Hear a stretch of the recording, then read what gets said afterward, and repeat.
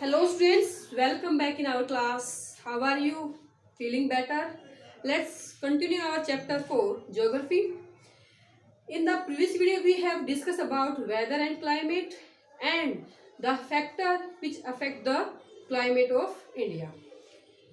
हमने क्या देखा? डिफरेंस है किस किस के अंदर? Weather and climate. Weather is a momentary state of the atmosphere, means day to day changing of the atmosphere. Day to day change in the atmosphere came in the weather. आप क्या देखते हो दिन में? कभी धूप, कभी बादल, कभी बारिश. तो ये डे टू डे या वीक टू वीक जो चेंज होने वाली प्रोसेस होती है ये वेदर कंडीशन के अंदर आती है. ठीक है. नेक्स्ट क्लाइमेट जो होता है ये लॉन्ग प्रोसेस होती है. इसके अंदर अगर हम देखते हैं इंडिया के अंदर क्या है, हमारे यहाँ पे मॉनसून सीजन है. वो मॉनसून सीजन होने के बावजूद भी इंडिया में हम क्या देखते हैं? डाइवर्सिटी है. किसके अंदर? क्लाइमेट के अंदर. यहाँ पे पूरे इंडिया के अंदर एक जैसा क्लाइमेट नहीं है.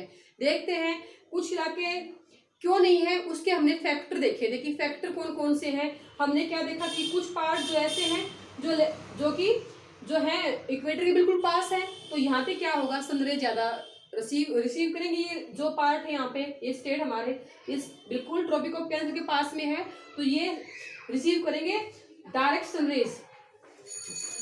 ठीक है. नेक्स्ट में हम क्या देखा कि कुछ स्टेट हमारे यहाँ पे कैसे हैं जहाँ पे बहुत पूरा साल जो है लगभग ठंड रहती है.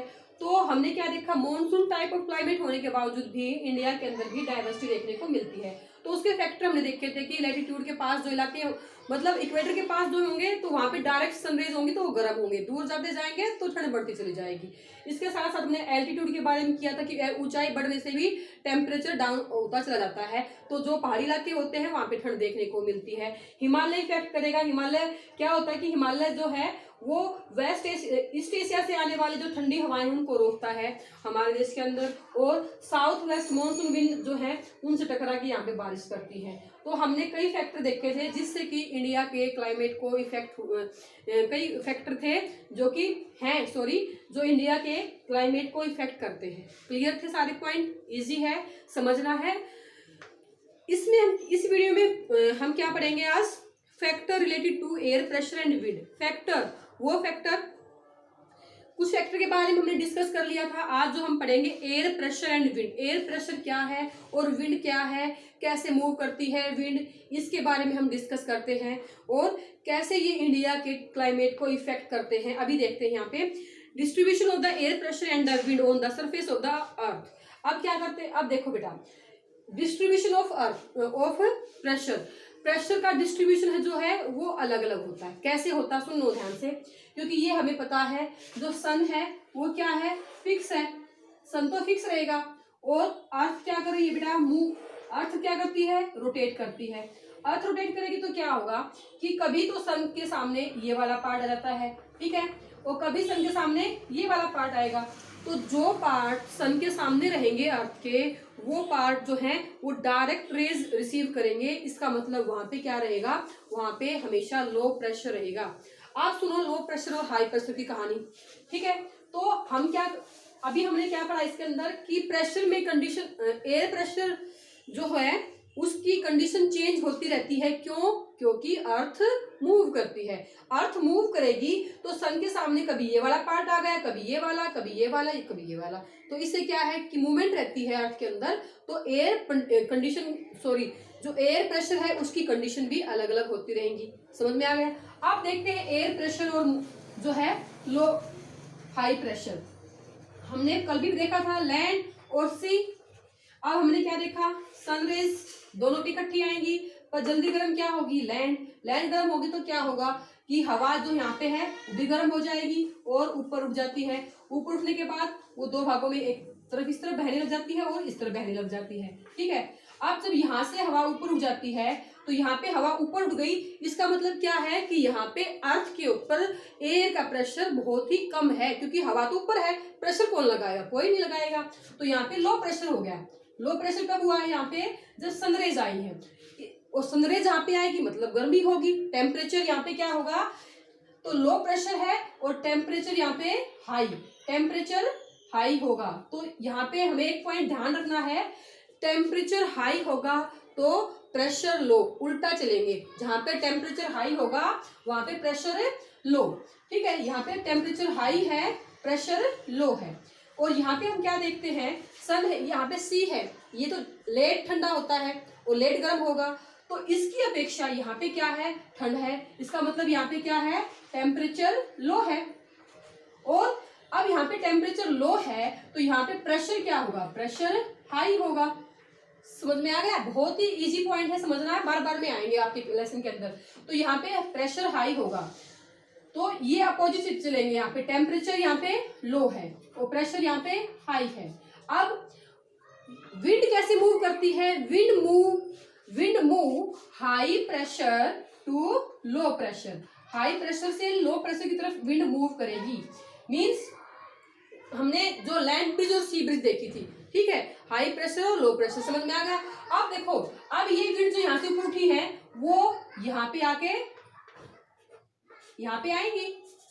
जो विंड यहाँ से उठी थी गर्म हवाएं वो यहाँ पे आएंगी और प्रेशर को बढ़ा देंगी, तो यहाँ पे प्रेशर बढ़ जाएगा। यहाँ पे प्रेशर बढ़ेगा तो ये इस तरफ मूव कर जाएंगी।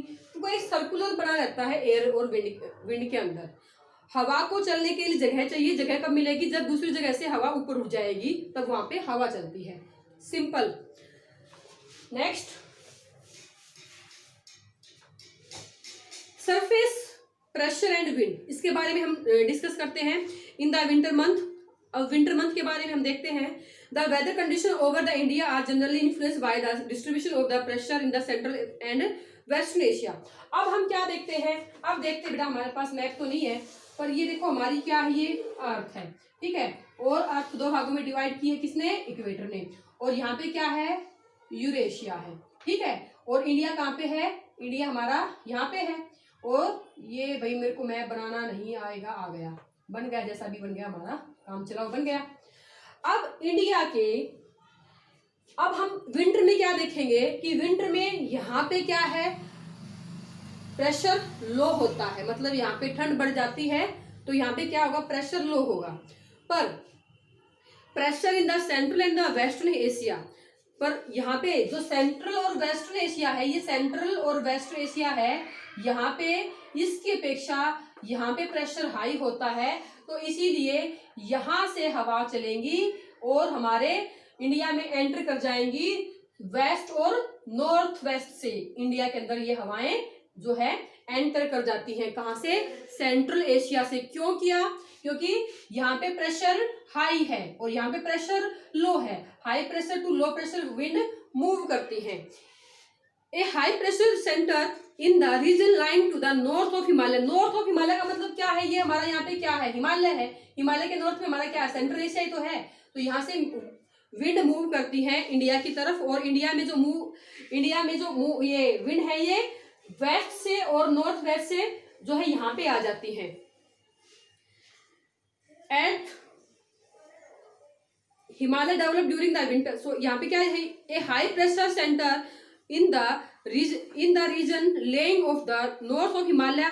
नॉर्थ ऑफ हिमालय में क्या है, हाई प्रेशर सिचुएशन क्रिएट हो जाती है ड्यूरिंग द विंटर सीजन के अंदर। This centre of the high pressure give rise to the flow, तो ये हाई प्रेशर जो सिचुएशन यहाँ पे होती है इसके कारण क्या होता है, rise to flow of air at low level from north toward and India. तो वो क्या करेंगी, नॉर्थ का मतलब जहाँ पे प्रेशर कम है इसकी अपेक्षा, तो वो इंडिया के नॉर्थ में फ्लो करेंगी सेंट्रल वेस्ट एशिया से। The surface wind blowing out of the high pressure center over the central and the reach India in the form of the dry continent air mass। अब आप देखोगे यहाँ पे, आप map में आप यहाँ पे देखोगे जो हमारा सेंट्रल एशिया है वहां पे क्या है, वो कॉन्टिनेंट से आती है, तो कॉन्टिनेंट से जो हवाएं आएंगी वो ड्राई आएंगी, ठीक है। और जो ओशियन के ऊपर से जो हवाएं आएंगी वो लेडन विंड होती हैं, पानी से भरी हुई होती हैं। तो जब ये हवाएं यहाँ से एंटर करती हैं इंडिया के अंदर तो सूखी हवाएं होती हैं, ड्राई होती हैं और ये बारिश नहीं लेके आती हैं।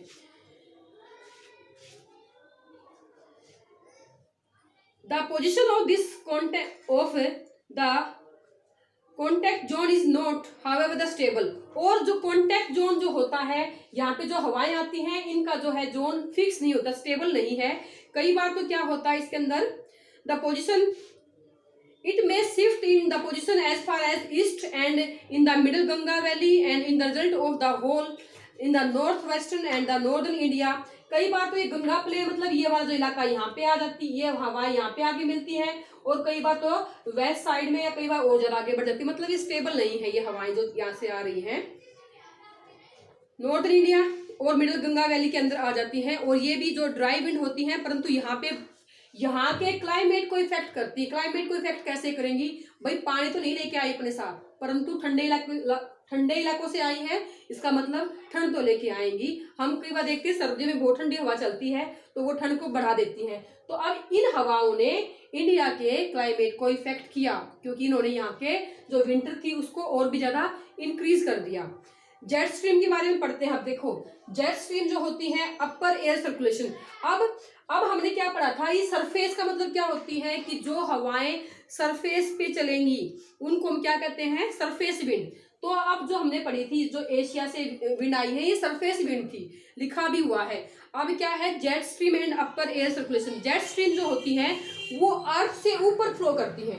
अब देखो, मान लो ये अर्थ की जो सरफेस है, तो जो जेट स्ट्रीम होंगी वो अर्थ से ऊपर मतलब काफी ऊंचाई, कम से कम 9 से 13 किलोमीटर की ऊंचाई पे जो है वो फ्लो करती हैं।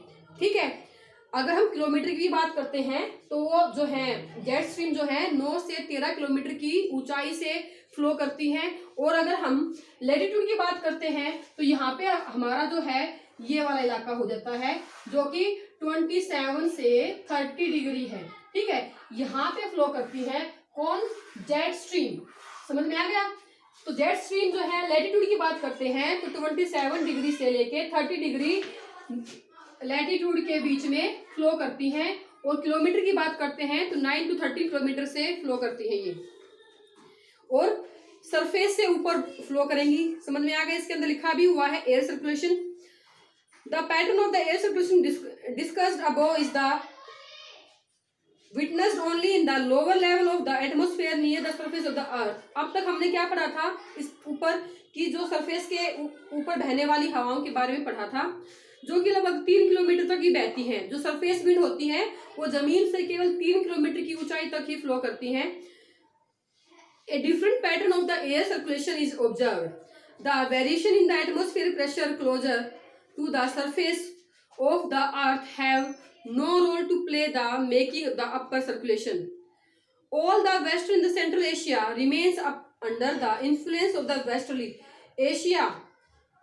All the western and Central Asia remain under the influence of the westerly wind. India जो वेस्ट और जो ईस्टर्न एशिया है इन पे जेट स्ट्रीम का काफी प्रभाव होता है। These winds blow across the Asian continent से बहती हैं at the latitude north of the Himalaya रफली पैरेलल टू द तिब्बत। अब तिब्बत देखो, यहाँ पे तिब्बत है, ये तिब्बत के पैरेलल में बहेंगी और जो है हिमालय के नॉर्थ में बहती है जेट स्ट्रीम। अब क्या करेगा, तिब्बत इन हवाओं को रोकता है। रोकने से क्या होगा कि ये जो हवाएं हैं ये 2 भागों में डिवाइड हो जाएंगी। एक हवा ऊपर की तरफ मूव करेगी और दूसरी जो हवा है ये नीचे की तरफ मूव करेगी। किसने रोका इनको, तिब्बत प्लेटू ने जो है यहाँ पे इन हवाओं को रोका, क्योंकि ये तिब्बत के पैरेलल से जा रही थी, तिब्बत ने इनको रोक दिया और हिमालय के जो है हिमालय और तिब्बत प्लेटू के पैरेलल में फ्लो कर रही थी, तो ऊंचाई से बह रही थी, तो तिब्बत प्लेटू ने रोका, इसको 2 भागों में डिवाइड कर दिया। एक जो है वो नॉर्थ की तरफ फ्लो करने लग जाती है, एक साउथ की तरफ। तो साउथ की तरफ आएगी तो यहाँ पे क्या करेगी, इंडिया के क्लाइमेट को भी इन्फ्लुएंस करती हैं ये स्ट्रीम्स। ये काफी इनकी जो स्पीड होती है वो भी 110 किलोमीटर पर आवर से लेके 180 के राउंड जो है इनकी स्पीड होती है। और ये jet stream get one of the branch below the north of the Tibet highland and the while the south branch of the blow eastward direction south of Himalaya के साउथ की तरफ बहने लग जाती हैं। तो ये हमने क्या देखा बेटा कि जो जेट स्ट्रीम होती हैं वो भी इंडिया के क्लाइमेट को इफेक्ट करेंगी। अब इंडिया के यहाँ से आएंगी तो ये अपने साथ तूफान लेके आए या बारिश लेके आए या ठंडी हवाएं लेके आए, कुछ भी है वो यहाँ के जो स्टेट्स हैं उनके ऊपर अपना इफेक्ट डालती हैं। तो हमने क्या देखा, जेट स्ट्रीम से कैसे इफेक्ट हुआ हमारे स्टेट्स के अंदर, हमारे इंडिया के अंदर। वेस्टर्न साइक्लोन डिस्टर्बेंस, अब बात करते हैं हम western cyclone disturbance. Jet stream अपने साथ एक चीज और लेके आती है। जेट स्ट्रीम जो होती है ये साइक्लोन भी लेके आती है, ठीक है। The western cyclone disturbance which enter in India subcontinent from west and north west, west and north west से जो है, जो ये हमारी विंड जहाँ से ये जेट स्ट्रीम बहती है, यहाँ से ही जो है जो साइक्लोन है वो इंडिया के अंदर एंटर कर जाते हैं, इंडियन सब कॉन्टिनेंट के अंदर from west and north west during the winter season के अंदर, originate over the Mediterranean sea and are brought into the Indian and the westerly by the jet stream. ये क्या होता है, देखो भाई यहाँ पे अगर हम देखते हैं मैप के अंदर, आपको मैप ध्यान से देखना होगा, ये अरेबियन सी और साथ साथ में देखो यहाँ पे एक ये है हमारा, यहाँ पे ये क्या है, मेडिटेरियन सी है।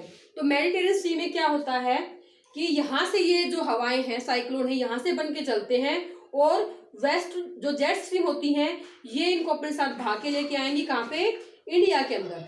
और इंडिया के अंदर आएंगे तो कई बार क्या होता है कि ये काफी तूफान लेके आते हैं अपने साथ, बारिश भी करते हैं। हम सर्दी के अंदर कई बार क्या देखते हैं, सर्दी के जब ऋतु मौसम होता है तो हम क्या करें, कई बार सर्दी में भी कई बार ऐसा लगता है कि बहुत गर्मी हो चुकी है, मतलब बारिश आने वाली है, तो हम ये कह सकते हैं कि वो हम जो महसूस कर रहे हैं एक तरह से साइक्लोन के संकेत होते हैं कि कुछ ना कुछ तो बारिश आएगी, तूफान वाली बारिश वहां पे आने वाली होती है।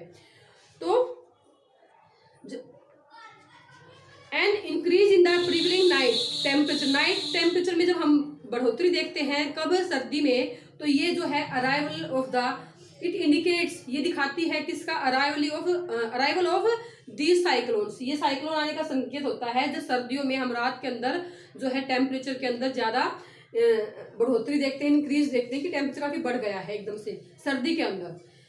Tropical cyclone originate over the Bay of Bengal, tropical ये जो है साइक्लोन है ये कहाँ पे होता है मोस्टली, फिर ये यहाँ पे आएगा और यहाँ से सीधा यहाँ पे, ठीक है। तो ये जो साइक्लोन है ये क्या करेंगे भाई यहाँ पे कि ये यहाँ पे जो है काफी हाई विंड और वेलोसिटी जो होती है काफी तेज होती है, गति काफी तेज होती है, रेनफॉल होगा और ये क्या करेंगे, जो इसके कोस्टल एरियाज होते हैं यहाँ पे इनके ऊपर काफी तबाही मचाते हैं। आप देखते भी होंगे अभी भी सर्दियों के अंदर वेस्ट बंगाल के अंदर देखा था कि काफी तबाही आई थी यहाँ पे, ठीक है। तो मोस्टली हर सर्दी के अंदर जो है हम देखते भी न्यूज के अंदर, कभी उड़ीसा के अंदर, कभी यहाँ पे आंध्र प्रदेश के अंदर, तो वेस्ट बंगाल के अंदर जो है वेस्टर्न जो साइक्लोन आते हैं उनका काफी यहाँ पे इन्फ्लुएंस होता है, काफी नुकसान पहुंचाते हैं यहाँ पे। तो हमने क्या देखा बेटा कि इंडिया के जो क्लाइमेट है उसके ऊपर जो है विंड का क्या, विंड और प्रेशर का क्या इफेक्ट पड़ता है। प्रेशर अलग अलग क्यों होता है, क्योंकि अर्थ मूव करती है तो प्रेशर भी अलग अलग रहेगा, ठीक है। नेक्स्ट हमने क्या देखा, विंड कहाँ से मूव करेगी, विंड मूव करेगी high pressure to low pressure, और प्रेशर जहाँ पे हाई होगा वहां पे टेम्परेचर लो होगा। ये चीजें कुछ रिवर्स में चलती हैं, हाई प्रेशर और लो प्रेशर। अब हमने क्या देखा इंडिया के अंदर, तो सरफेस विंड ने भी इफेक्ट किया।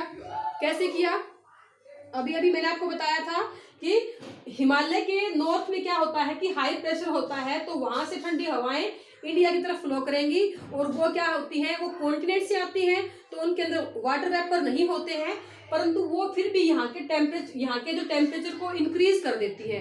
कैसे, ठंडी हवाएं जो है सेंट्रल एशिया से क्या है, सेंट्रल एशिया में तो हाई प्रेशर है, वहां पे मीन्स वहां पे टेम्परेचर लो है, मतलब ठंडा इलाका है वहां से, तो वो हवाएं आएंगी तो ठंडी हवा लेके आएंगी और नॉर्थ के अंदर क्या करेगी कि वो यहाँ पे टेम्परेचर को बढ़ा देती है। तो इन्फ्लुएंस हुआ किससे, हवाओं से। नेक्स्ट हमने क्या देखा, जेट स्ट्रीम। जेट स्ट्रीम ने क्या किया, यहाँ पे जो जेट स्ट्रीम होती है वो अर्थ से ऊपर बहती हैं, 9 से 13 किलोमीटर की ऊंचाई पे बहती हैं, और लैटिट्यूड की बात करेंगे 27 डिग्री से लेकर 30 डिग्री के बीच में वो बहने वाली हवाएं होती हैं। अब क्या होता है, ये जो हवाएं हैं हिमालय और तिब्बत प्लेट्यू के पैरेलल फ्लो करती हैं, और तिब्बत प्लेट्यू जो है उससे वो इन हवाओं के इनको एक तरह से इनको रोकता है हवाओं को, और यहाँ से जो हवाएं हैं 2 भागों में डिवाइड हो जाएंगी, एक ऊपर की तरफ फ्लो करने लग जाएगी और दूसरी नीचे की तरफ फ्लो करेंगी। तो जब ये हवाएं नीचे की तरफ फ्लो करती हैं तो कई बार ये अपने साथ बारिश भी लेके आएंगी और कई बार ये यहाँ पे काफी तेज हवाएं यहाँ पे फ्लो करती हैं, काफी तेज हवाएं बहेंगी। तो इससे भी जो है काफी क्लाइमेट के अंदर काफी उतार चढ़ाव देखने को मिल सकते हैं। कई बार हम देखते हैं सर्दियों के अंदर काफी तूफान आ जाते हैं। नेक्स्ट हमने देखा western cyclone disturbance. Jet stream अपने साथ वेस्टर्न साइक्लोन भी लेके आते हैं। अब वो साइक्लोन कहाँ पे इफेक्ट करते हैं, वो बे ऑफ बंगाल के अंदर ही होते हैं मोस्टली, और वो क्या करेंगे कोस्टल एरियाज के अंदर जो है काफी तबाही मचाते हैं, काफी नुकसान करते हैं इन एरिया के अंदर। आप कभी भी देखोगे तो आप क्या देखोगे कि जो सर्दी होती है उसमें साइक्लोन आते हैं और काफी जो है यहाँ पे नुकसान पहुंचाते हैं। बहुत ही सिंपल टॉपिक है, समझना है, मजा आएगा। आपको ये चीज समझ में आ गई, आपको ज्योग्राफी आ जाएगी। बहुत ही इंपॉर्टेंट बेटा, क्लाइमेट को समझना, कैसे क्या हो रहा है, बारिश हुई तो क्यों हुई, इंडिया के अंदर बारिश क्यों होती है, कौन सी हवाओं से होती है, इन सब के बारे में हम जानेंगे। क्यों होता है कि आज बारिश होगी, 10 दिन में बारिश नहीं हुई, फिर से बारिश होगी, इतने सारे क्वेश्चन माइंड में होते हैं, सबके आंसर हम इसमें देखेंगे। ठीक है, हमने क्या देखा, तो एक तरह से बहुत ही अच्छा चैप्टर जाने वाला है। आपको लेसन को रीड करना है, लेसन को इसके लिए अंडरस्टैंडिंग क्रिएट करनी है। बहुत ही इंटरेस्टिंग और इम्पोर्टेंट चैप्टर है ज्योग्राफी का। So keep learning and best of luck for the next time. Thank you.